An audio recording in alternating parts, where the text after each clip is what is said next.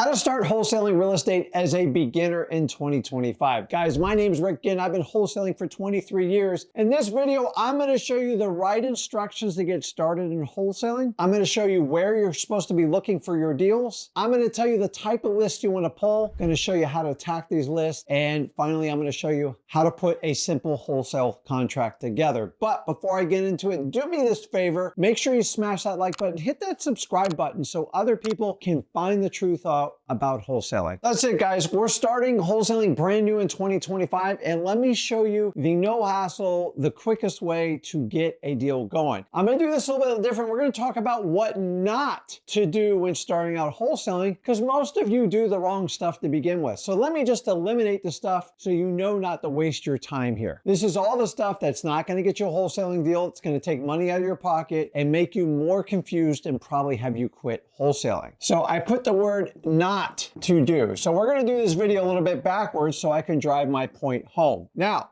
if someone taught you got to figure out SEO, search engine optimization, you're wasting your time. You are not going to find deals in here as a new wholesaler. If somebody taught you a paid per click campaign and you're going to do something on Google, once again, this is not a beginner wholesaling strategy. If someone goes, hey, you can do a PPL lead and they'll do everything for you, this is called paid per lead. It's very expensive. These are not very motivated people, and you are outsourcing your entire marketing. You do not want to start here. It is not a beginner strategy. If someone taught you to work with real estate agents to find your first wholesale deal, you're literally wasting your time here. You are not going to get great deals with a real estate agent as a beginner. But if somebody told me to go to the MLS, the multiple listing service for realtors, to find deals there, it's just a numbers game. Guys, complete waste of time. None of this stuff is going to work as a brand new wholesaler. You don't know what to say. You don't know what to expect. You don't know how to even interpret the information. And these people are going to sell you stuff and run circles for you. The last one you want to stay away from is one-on-one mentoring. What does this mean? It means if there is somebody online that says for X amount of dollars, I don't know, $1,000, $3,000, $5,000, I'll teach you how to do a wholesaling one-on-one, they're telling you they're broke. I would never give up one-on-one time, nor should you. The only exception to this is you're working in your local market and you found someone, maybe you found them at a real estate club or something like that, and you want to work with them and they want to split the first few deals with you. That is awesome. That's what you should do. But one-on-one mentoring screams, I don't really do a lot of business and I need your coaching income for me to survive. Guys, this is what you do not want to do starting out wholesaling. I don't care what anyone tells you. I'm doing this 23 years. These all will steer you in the wrong directions. This is not where you find your first wholesale deals. You can do it with some experience, but for the most part, these are a waste of time. This is what I call massive confusion, and you want to stay away from there. Now, I want everybody to understand this. All of these things right here, all this is using outside parties to help you out with your marketing and wholesaling. And I'm here to tell you the number one skill set in all of wholesaling will always be marketing. Marketing is number one. If you do not understand how to market to get your own wholesale deals, these people will take all the money out of your pocket, I promise you. Do these work? Yes, they're more advanced strategies, but they're very expensive. You have to know how to close and talk to people. And if you start out in any of these beginner strategies, I'm almost guaranteeing you're not going to succeed in wholesaling. So what I want to show you right now is, now that you know what not to do, so do not even think about doing any of these strategies because they simply don't work. So if I start out and tell you, just please don't do any of this, I'm just going to draw a big X here so you understand. Can you get wholesale deals here? You can, but they're far and few between. And as a beginner, this is where you will get lost. So you have to get a good education in wholesaling. And I got really, really, really good news for you. For the first time, really the last 5 years, there's only one place to go, and it's called freewholesaling.com. Now, this is a course me and my son have created. I call it a course, but it's free. Why? Number one, it works. It is the most successful of all wholesaling courses in the entire world. Go check it out. Don't believe me, look at the testimonials. And by the way, I never ever ask for a testimonial. Everybody gives it on their own free will. And that way, you know it's organic. We have thousands and thousands of them. Freewholesaling.com. We start you from the beginning to the end and show you how to get wholesaling and how to get your first deals. You will not find a lot of these topics on here because they are not good beginner wholesale strategies. So please stay away from this. Go to freewholesaling.com and let's get started there. So now that you know what not to do in wholesaling, now we have to do the next step is basically set what we call your wholesale compass. And what do I mean by that? Listen, if you're going somewhere, you need to know how to get there. And if you don't know where you're going, or you don't have a set of directions or a GPS, you're just going to wander. And other people are going to suggest, hey, go over to the MLS, go do PPL, go do PPC. We have to set your wholesale compass. In fact, if you don't set your wholesale compass, I guarantee you're going to be lost. Where do you want to set it? You want to set it to the best wholesale deals humanly possible. How do I do that? I need to find what I call motivated sellers. Now, I know this is a very generic term, but there's a reason we use it. And the word motivated kind of goes without saying, is they need to have a reason for selling. Now, how do I truly define what a motivated seller is? Honestly, I've never found anyone really to give me a great definition, so I've created it over the last 23 years. I use an acronym called ODN, and simply this means off-market properties. Remember, if they're off-market, you have a distinct advantage because you don't have to compete with on-market. Off-market means it's not on the internet, it's not on MLS, it's not listed with the realtor. The next one, direct the seller. Why? Because that's the only way I'm going to form a relationship with a seller is I have to be direct with them. If I have to go through a third party like a real estate agent or another wholesaler, my message is probably not going to come through very clear. And the last one is I need to find someone who needs to sell. Why? Because the reality of it is everybody wants to sell. Everybody has a property on the market. I don't care if it's on market or off market, wants to sell, but we are only focusing on people need to sell. Well, Rick, what is an example of someone who needs to sell? Somebody who's in a financial situation, maybe they have a pre-foreclosure, maybe they haven't paid their property taxes, maybe they're on the eviction list, maybe a renter trashed the property out. When these things happen, they cost a lot of money, they cost a lot of time, and they create a lot of aggravation. And when these opportunities arise and people aren't prepared to own real estate, that's where a wholesaler comes in and offers a solution to help save the day for them. That's what we're doing. So we can't do it unless we set our wholesale compass. Off market, direct the seller that needs to sell. Everybody wants to sell, very few need to sell. If you focus on people who need to sell, you're going to find great wholesale deals. In fact, if you can get all three of these, your odds or percentages of getting a great wholesale deal go through the chart. Get 2 out of the 3, they're good. Get 1 out of the 3, they're very, very poor. Statistically, after 23 years, I can share this information for you. Don't fight it. Instead, embrace it and run to it, set your wholesale compass. Now, once we do that, I want you to understand, here's what we're going to do. Once we find all this, we come down here and we understand we are going to be in relationship marketing versus transactional. Why? Simple, guys. I want you to look at this. If it's transactional, it typically means it's only about price. You can look good, you can look bad. If you come in with the right number, the seller is focused on transactional. If you can close quickly with the right number, they don't care if they don't like you, they don't care if they don't like your hairstyle. It's purely about the numbers. It has nothing to do with you, just your checkbook. We want to avoid these people at all costs because they tend to work with realtors and they tend to waste your time. They just want to sell the house. We need to find people that need to sell the house. So if we are going to focus on relationship, number one, first of all, we have to find them. And I'm going to show you how to do. How do we find motivated sellers? We have to locate them first. I'm going to show you in the next section how to do that. Then we have to listen to sellers' problems. Remember, we're looking for people with problems. And then simply, the wholesaler provides a solution. So I want you to understand, I'm going to focus on relationship. I'm going to find a motivated seller. I'll show you how to do that. We're going to listen very carefully to problems, 2 ears, 1 mouth. Very careful. You have to be an excellent listener as a wholesaler, and then the wholesaler is going to provide a solution to the seller. That's it. So if you can follow this framework, now we can get into the nitty-gritty on how to find these motivated sellers. Guys, if you do not set your wholesale compass for motivated sellers with ODN that need to sell and focus on relationship, and then your main job is to find them.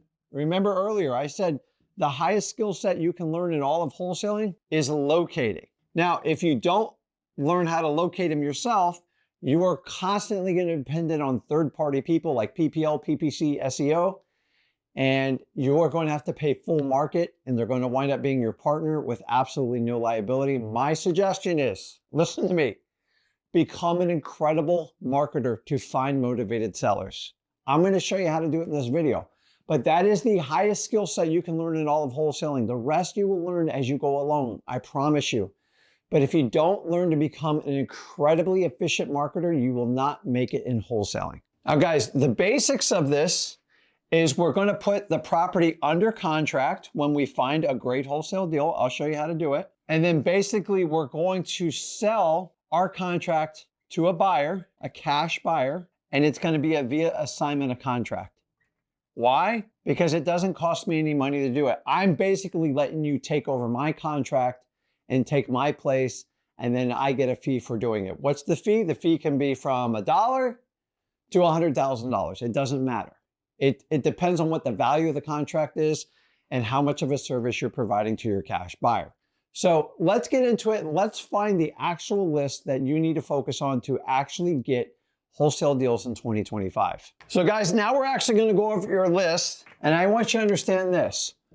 Where there's smoke, there's fire. You always look for the smoke first, and then the fire. If you just for fire, you would struggle terribly in wholesaling. So let's talk about government list. This is a phrase that me and Zach have coined for years. A lot of people copy us. I don't care. We just try to get the information out free to you. Government lists are lists that are compiled at the county or city level, and they are suspects of people that would be great candidates for a wholesale deal. And these are typically going to be problem lists. So if we go over the first one of my favorite is code violations. This means they painted their door pink, they painted it purple, they put a blue tarp on the roof, they don't conform in the neighborhood, and to keep values the same, the city or / county enforces what they call code enforcement. And when you get a violation, you basically have 30 days to correct it, or they can put a lien on your property from like $50 to $100 a day. There's an incentive to fix it. Guys, I understand nobody chooses to go on these lists. This is not a fun list to be on. It means you have a problem. And it's usually a financial situation why they wind up on these lists. Remember earlier, we need to find wholesale deals of people that have problems with houses. Then where there's smoke, there's fire. Here is your fire. You're on a code violation list. You can't get off of it. It means you don't have the means to get off of it, and it is a high probability this property needs to be sold in the near future. Tax delinquents means they didn't pay their property taxes. Are you noticing a trend here? I don't go to MLS, I don't go to PPL, I don't go to PPC to try to find great wholesale deals. It sounds great in theory, but guys, this is where you actually find your deals. This is where I started out wholesaling, and this is where I still do it today.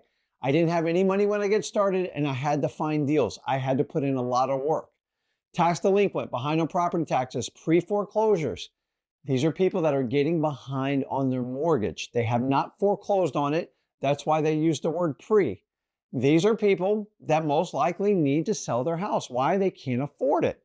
If they don't sell it, they're going to lose their house and possibly lose any equity they have in it, and nobody likes that. The eviction list. When a landlord is evicting a tenant, it means they didn't pay, they either trashed the property. There's a high probability they're going to sell this property because most landlords sell when they have a problem. And when there's no money coming in and there's a big long list of repairs, that's a big one.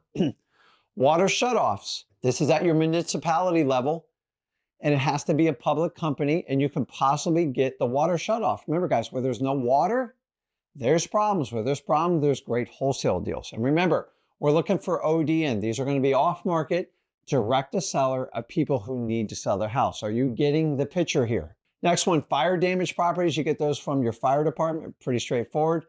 And arrest records, you just cross-reference to see if anyone got arrested that owns a property in that county.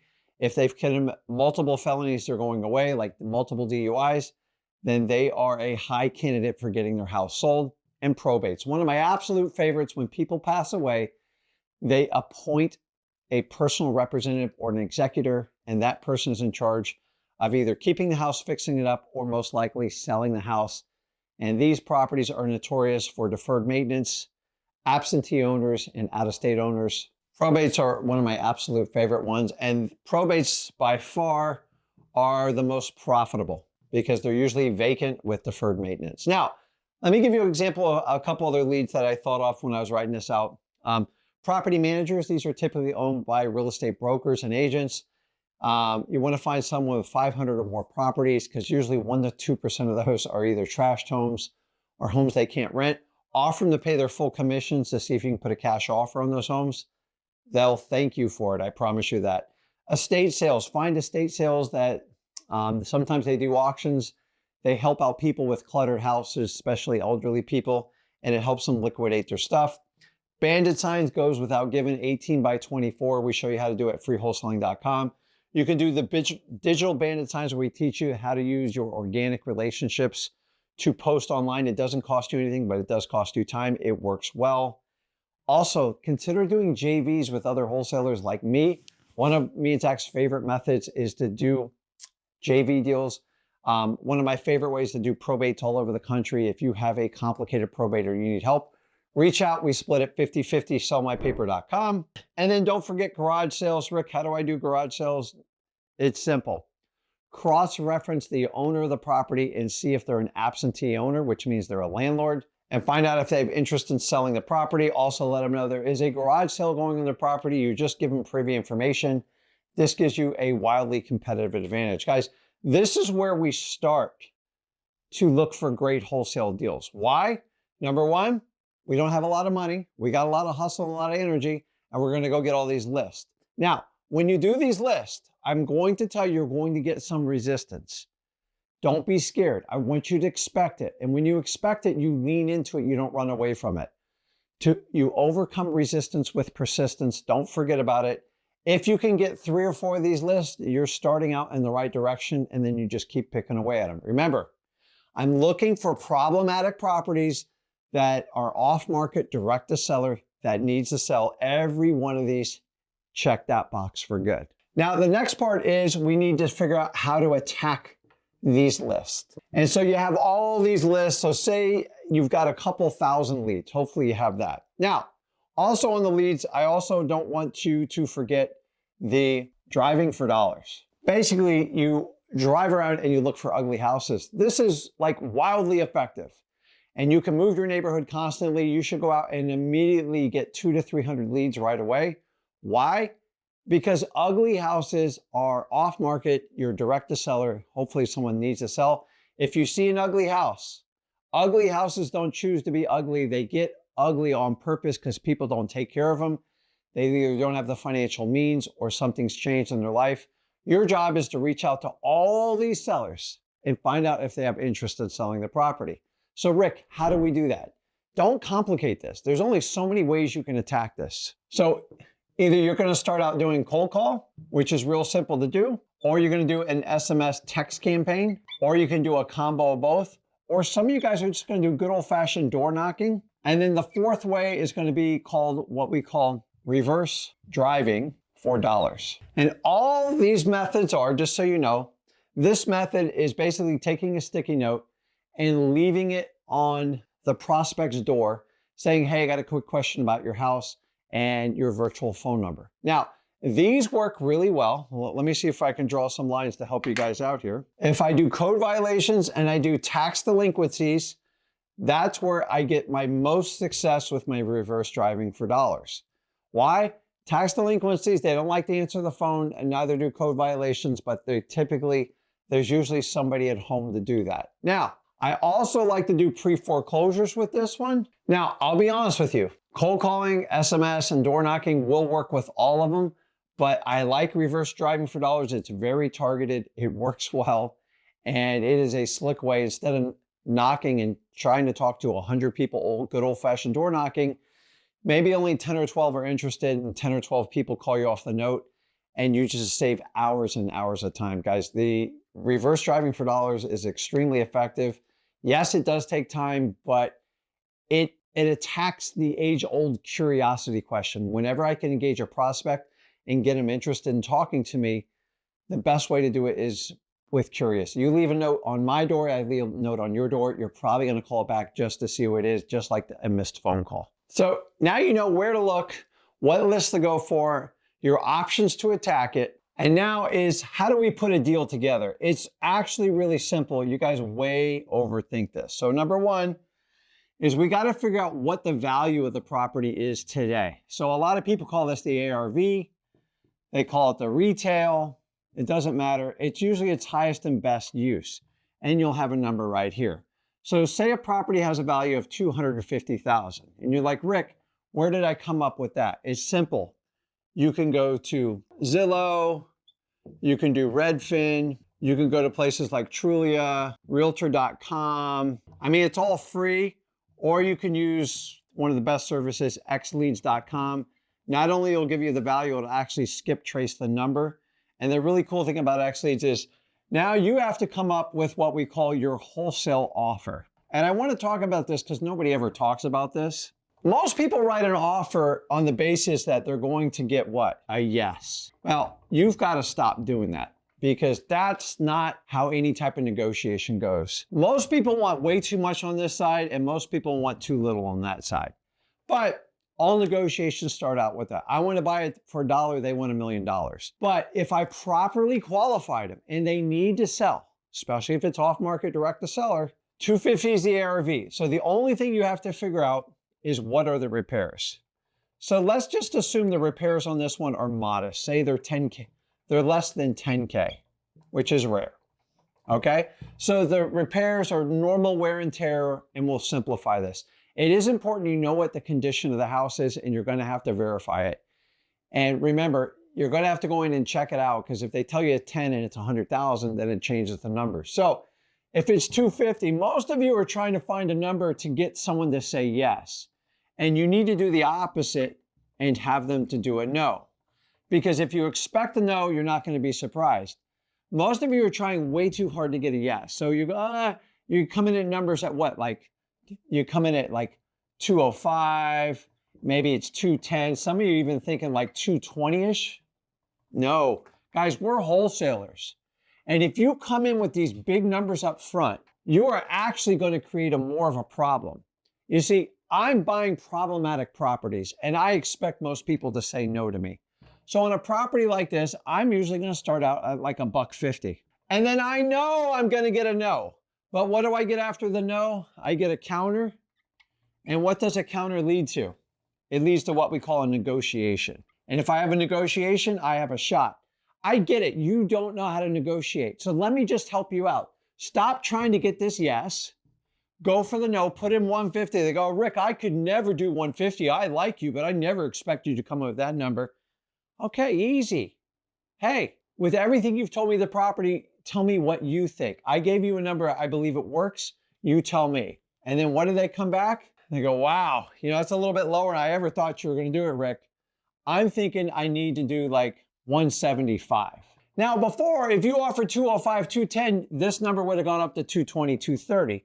Do you understand how a negotiation works? I love when people go, Rick, you lowball, that's such a terrible technique. Everybody does it in every industry. If you would admit it or not, just decide if you're going to tell the truth. When you keep just throwing up random numbers, you're not even lowballing, you're just guessing, and you don't help your seller to get to the point. So remember, if they say 175, I am now between 150 and 175. Once you get a range that makes sense, and you know you can sell it to a cash buyer, you just got to find out where that number is. So you're just playing around. And honestly, I'm probably going to wind up between 155 and 165. So say when it's all said and done, I come up with like so say I wind up at 166.5. The thing is, here's how I came up with the number. This is the ARV. These are repairs, 165. I can easily sell this to my cash buyer who's going to buy my contract, probably at like 180. And that gives me a net total of around 14K. And guys, I simply do the math. I figure out what the ARV is, and I figure out what's the lowest offer I can get. I expect them to reject me as long as I can get a counter. If you want to learn this technique, go over to freewholesaling.com. It's called the Go for No. Guys, it works. I've been doing this 23 years. Stop trying to get the yes, because if you get a yes on the first shot, it means you overpaid for the property, and you're most likely going to have to renegotiate because your cash buyers will turn you down. So the last thing we got to figure out is the wholesale contract. And I know a lot of you have never done this before. Here's the really cool part. If you go to freewholesaling.com, I walk you through the entire step-by-step on how to fill out this contract. I do it every year. I do it religiously. I update things that work better, and I update the contract, and I've been doing this a long time. So go over to freewholesaling.com and I will hand walk you through this. What I want to do with this video is just highlight the basics you need to understand with the contract. So the contract is just an obligation. The first thing you're going to have is basically the price. And I already showed you how to get that number. The next thing is you're going to have the terms. And this is where most people drop the ball. Number one, you're going to have a deposit. A deposit is not a negotiation. It is a form you fill out on the contract on how to keep. Now, deposits can go anywhere, in my opinion, from $100 to $5,000. But for the most part, I suggest most people do like a $250 deposit. Why? Because it seems like a legitimate number. And let me let you know on deposits, this is not a negotiation. Just put it on there. And they go, well, I thought you'd leave me more.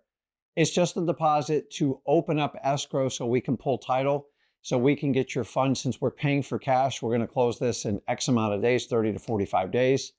I wouldn't get too hung up on the deposit. Remember, the deposit is refundable as long as you follow the terms of the contract.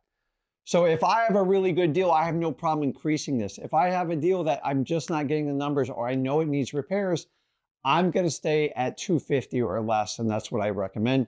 Please don't go below $110. People will not believe you and they won't take you seriously. So $250 is a good starting point, maybe $200, but rarely do you ever have to go over $1,000 deposit. And the only reason we'd increase it is because we have an incredible deal, and that's the only way that they will sign the agreement with us. Don't lose a deal over deposit. The next one is going to be your inspection period, which there's a lot of confusion on this. So all contracts, and by the way, you can thank realtors for this, they have an inspection period. The standard inspection period for most realtors is going to be 14 or 15 days. A good real estate contract is usually 10 days or less. An aggressive one is 3 days. We're not realtors, we're wholesalers. Why is this important? It's our chance to look over the house if it has more repairs. It allows us to bring our buyers through. In a perfect world, I would put 30 days. And once again, I said perfect. Now, what is the range on these? The minimum as a wholesaler, I would do 15 days. The maximum would be usually 45 days. So if you get 30, you did well. Please don't go below 15, because below 15 is not going to give you enough time to find a cash buyer, especially if you're new to wholesaling. Next one, closing date. This is when the property actually closes and your cash buyer takes over your property. Most of you guys are going to put 45 days, but most of these are going to be between 30 and 60 days. And sometimes this depends if the property is occupied, if it has a tenant, or if the owner has to move out and they need 2 months to move out, we would extend it. Remember, we're not living in these houses, so we don't have to worry about this part. So if they need more time, you can do that. The last one is you have to make sure all your contracts are assignable. If you use our contract, the Flip with Rick contract at freewholesaling.com, we make sure they're all assignable. Do not sign a contract that is not assignable, because you will not be able to assign it. It's going to create problems for you. Now, after this, all I have to do is find my cash buyer to basically take over my contract, and we do it via assignment.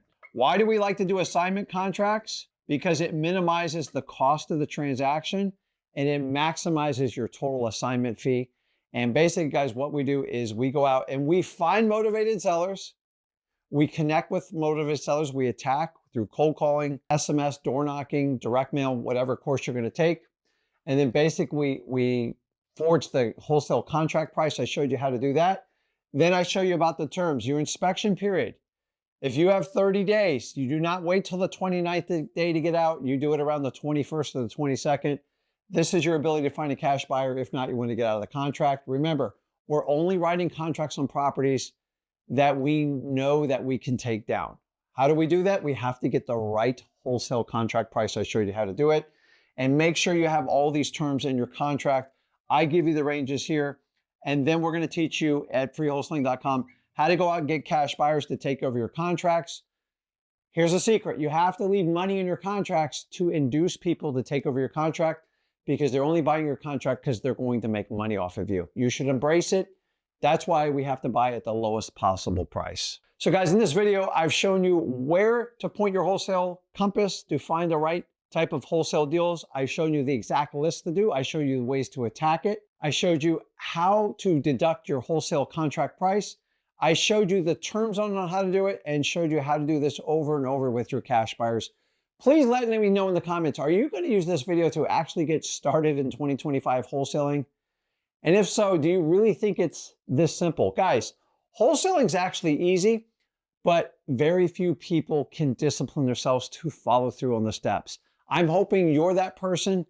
I want you to get started in wholesaling. I love wholesaling. It's changed my life massively. And if you found wholesaling through me and Zach, I want you to take this chance. Go over to freewholesaling.com, get started.